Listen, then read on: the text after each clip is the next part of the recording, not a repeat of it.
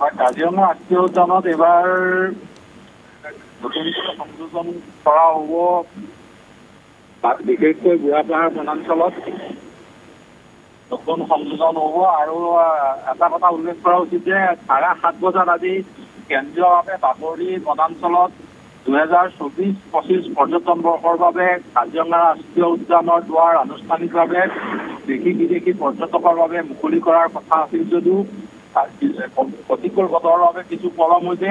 এতিয়াও বাগৰি বনাঞ্চলত প্ৰৱেশদ্বাৰ মুকলি হোৱা নাই। আনহাতে এইবাৰ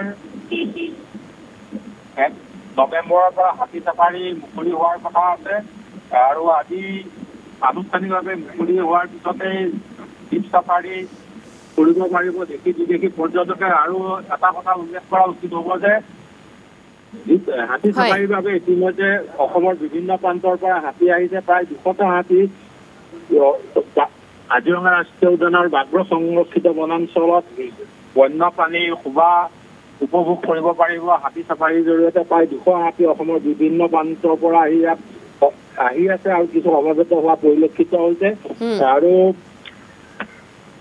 বাগৰি বনাঞ্চলৰ পিছতেই জীপ চাফাৰীৰ জৰিয়তে বুঢ়াপাহাৰ বনাঞ্চলৰ দীপলু নদীলৈকে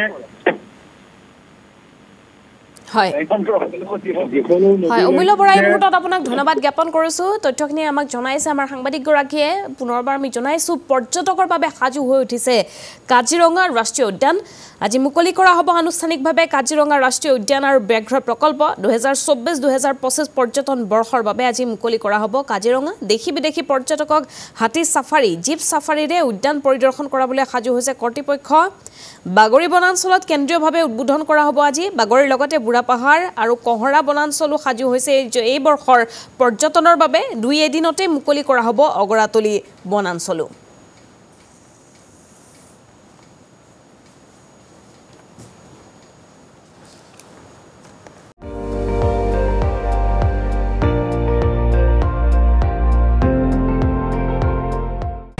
আপুনি চাই আছে ND24, সৰ্বশ্ৰেষ্ঠ নহয় সৰ্বোত্তমৰ দৌৰা।